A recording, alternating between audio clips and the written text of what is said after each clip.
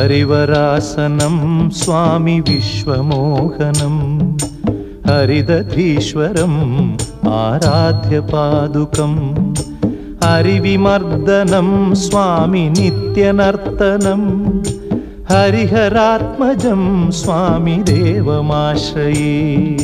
शरणमय्यप्पा स्वामी शरणमय्यप्पा शरणमय्यप्पा स्वामी शरणमय्यप्पा।